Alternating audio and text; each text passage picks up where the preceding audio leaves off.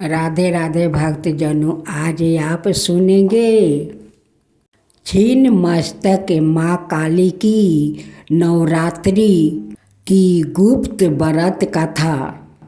इस कथा को सुनने से आपका सारे मनोकामना पूर्ण होगी। मेरे प्यारे भक्तजनों, आज आप सुनेंगे छीन मस्तक काली का व्रत कथा। गुप्त नवरात्रि में विद्या की 10 महादेवियों की पूजा उपासना की जाती है। ये 10 महादेवियों माँ तारा, माँ त्रिपुर सुंदरी, माँ भुवनेश्वरी, माँ छिन्नमस्तक, माँ काली, माँ त्रिपुर भैरवी, माँ धूमावती, माँ बंगालमुखी, माँ मतंगी, माँ कमला है। इनमें छठी देवी छिन्नमस्तक है। हिंदी पंचांग के अनुसार वैशाख महीने में छिन्नमस्तक जयंती मनाई जाती है। यही गुप्त नवरात्रि में भी माँ छिन्नमस्तक की पूजा उपासना की जाती है। संतान शास्त्रों में माँ को सबर सिद्धि पूर्ण करने वाली आदिस्त्री कहा जाता है। माँ की श्रद्धापूर्वक पूजा करने से साधक की सभी मनोकामना पूर्ण होती है। आइए माँ छिन्नमस्तक की उत्पत्ति की कथा जानते हैं। किंवदंती है, एक बार माँ भगवती मंदाकिनी नदी में अपनी सहचारियों के संग स्नान ध्यान कर रही थी। उसी समय माँ की सहचारियों को तीव्र गति से भूख लगी थी। भूख की पीड़ा के चलते दोनों सहचारियों का चेहरा मलिन हो गया। जब दोनों को भोजन हेतु कुछ नहीं मिला तो उन्होंने माता से भोजन की व्यवस्था करने की याचना की। सहचारियों की मांग को सुनकर माँ बोली, हे सहचारियों, आप थोड़ा धैर्य रखो।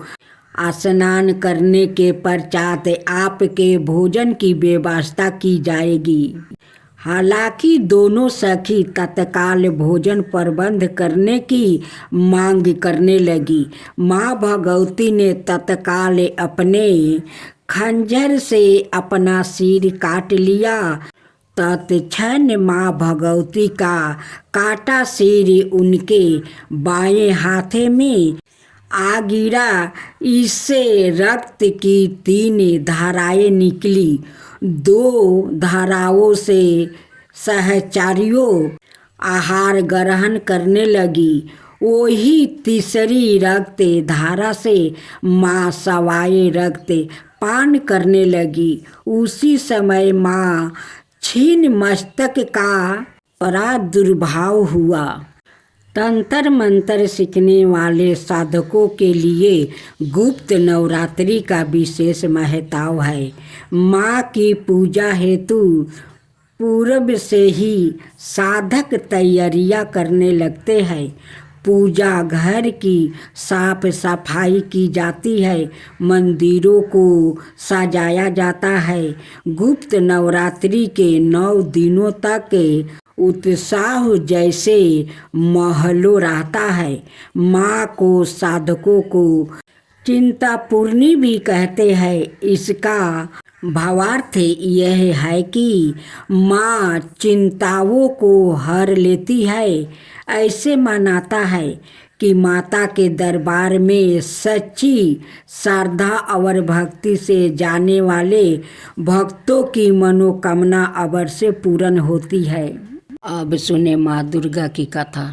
एक बार बृहस्पति जी और वर्मा जी की बीच संबंध हो रहा था। इस दौरान विस्पति जी ने वर्मा जी से नवरात्रि व्रत के महात्म्य और फल के बारे में पूछा। इसका जवाब में वर्मा जी ने बताया, हे विस्पति, प्राचीन काल में मनोहर नगर में पीठत नाम का एक अनाथ ब्राह्मण रहता था। पीठत माँ दुर्गा का सच्चा भक्त था। उसके घर सुमति नाम की कन्या ने जन्म लिया था। पीठत हर दिन माँ दुर्गा की पूजा करके हवन किया करता था। इस दौरान उसकी बेटी उपस्थित रहती थी। एक दिन सुमिति पूजा के दौरान मौजूद नहीं थी। वो सहेलियों के साथ खेलने चली गई।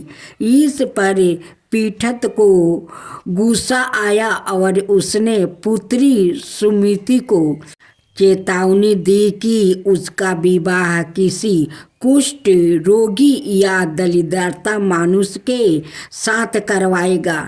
पिता की यह बात सुनकर सुमिति आहत हुई और उसने कहा, हे पिता, आपकी जैसी इच्छा हो वैसा ही करो। जो मेरे भाग्य में लिखा होगा वही होगा।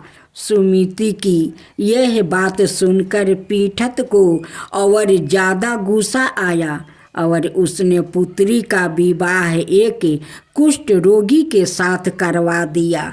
इसके साथ ही पीठत ने अपनी पुत्री से कहा कि देखता हूँ भाग्य के भरोसे रह कर क्या करती हो। पिता के कटुत वचनों से आहत अपने आप को कोसने लगी और अपने पति के साथ वन में चली गई। गरीब बालिका की ऐसी स्थिति देखकर माँ भगवती प्रकट हुई और कहा कि मैं तुम्हारे पूर्व जन्म के कर्मों से प्रसन्न हूँ।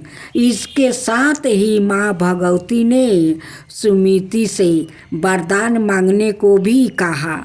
इस पर सुमिति ने माँ भगवती से पूछा कि आप कौन है।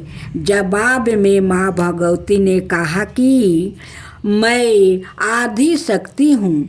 आज तुम्हें तुम्हारे पूर्व जन्म का वृत्तांत सुनती हूँ।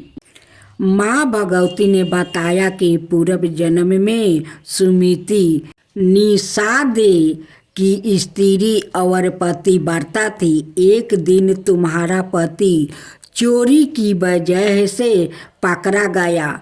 इसके बाद सिपाहियों ने तुम्हें दोनों पति पत्नी को जेल खाने में कैद कर दिया। तुम दोनों को जेल में भोजन भी नहीं दिया गया। तुमने नवरात्रि के दिनों में ना तो कुछ खाया और ना जल ही पिया। इस तरह 9 दिन तक नवरात्रि का व्रत हो गया। माँ भगवती ने आगे कहा कि तुम्हारे उसी व्रत के प्रभाव से प्रसन्न होकर मैं तुम्हें मनोवांछित वर देती हूँ। तुम्हारी जो इच्छा हो सो मांगो। माँ भगवती की ये बात सुनकर सुमिति ने कहा, हे माँ दुर्गा, मैं आपको प्रणाम करती हूँ। आपसे विनती है कि मेरे पति के कुष्ठ को दूर कर दीजिए। माँ भगवती ने ब्राह्मण की बेटी की इच्छा पूरी कर दी। इसके बाद सुमिति ने माँ भगवती की आराधना की।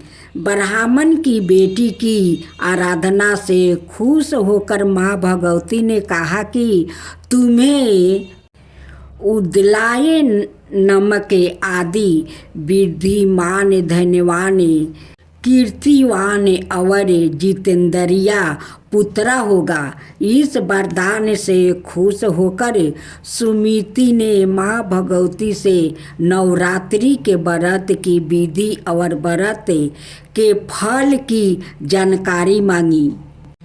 इस पर माँ भगवती ने बताया कि चैत्रा या आश्विन मास के शुक्ल पक्ष की प्रतिपाद तिथि से 9 दिन तक व्रत रहे।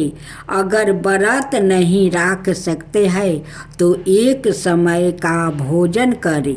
घट स्थापना करने के बाद मटिका बनाकर उसको हमेशा जल से सींचना चाहिए। विधि अनुसार पूजा करने के बाद पुष्प से अर्घ देना चाहिए। इस दौरान घी, गेहूँ, शहद, खांड, जौ, तिल, बेल, नारियल, कदम्ब और दाक से हवन करे। गेहूं के हवन से लक्ष्मी की प्राप्ति होती है। खीर और संचापा के पुष्प से धन की और बेल के पत्तों से तेज और सुख मिलता है। माँ भगवती ने बताया कि बिजोरा के फल से अर्घ देने से रूप की प्राप्ति होती है।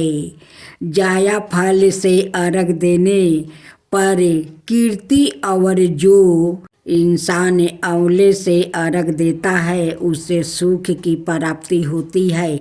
इसी तरह केले से अर्घ देने वाले को आभूषणों की प्राप्ति होती है। इस विधि विधान से होम कर जग की सिद्धि के लिए आचार्य को दक्षिणा दे। माँ भगवती ने बताया कि इन 9 दिनों में जो कुछ दान आदि दिया जाता है उसका करोड़ों गुना फल मिलता है। ब्राह्मण की बेटी को विधि और फल बताने के बाद माँ भगवती अंतर्ध्यान हो गई। सुबह दैनिक क्रिया से निवृत्त होकर स्नान कर ले। इसके बाद मंदिर या घर पर ही नवरात्रि में माँ दुर्गा का ध्यान करके यह गाथा कहनी चाहिए। यह व्रत कन्याओं के लिए विशेष लाभदायक है। अब सुने माँ दुर्गा की उत्पत्ति की कथा। देवगणों की शक्ति से देवी की उत्पत्ति हुई, लेकिन देवी के शरीर का अंग प्रत्येक देव की शक्ति का अंश से हुआ है।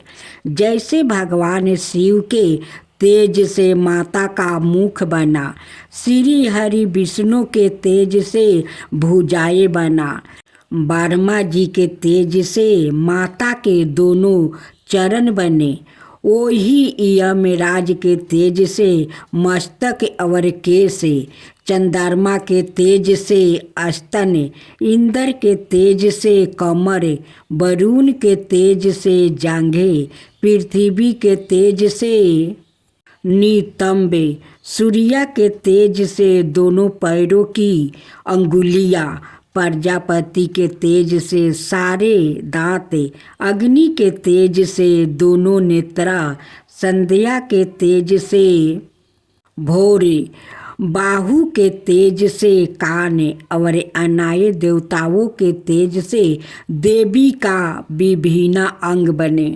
देवी का जन्म तो हो गया, लेकिन असुरों के अंत के लिए अभी भी अपार शक्ति की जरूरत थी। तब भगवान शिव ने उनको अपना त्रिशूल, भगवान विष्णु ने चक्र दिया, हनुमान जी ने गदा दिया, श्री राम ने धनुष दिया, अग्नि ने शक्ति बाण से भरे तरकस दिया, वरुण ने दिव्या शंख, प्रजापति ने स्फटिक मणियों की माला, लक्ष्मी जी ने कमल का फूल दिया, इंद्र ने वज्र दिया, शेष नाग ने मणियों से सुशोभित नाग दिया, वरुण देव ने पास और तीर दिया, ब्रह्मा जी ने चारों वेद दिया और हिमालय पर्वत ने माता को उनका वाहन सिंह दिया। इन सभी अस्त्र शस्त्र को देवी दुर्गा ने अपनी 18 भुजाओं में धारण किया।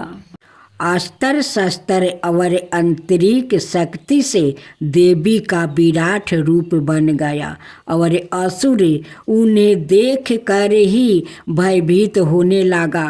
देवी के पास सभी देवताओं की शक्तियाँ हैं, उनके जैसे कोई दूसरा शक्तिशाली नहीं है।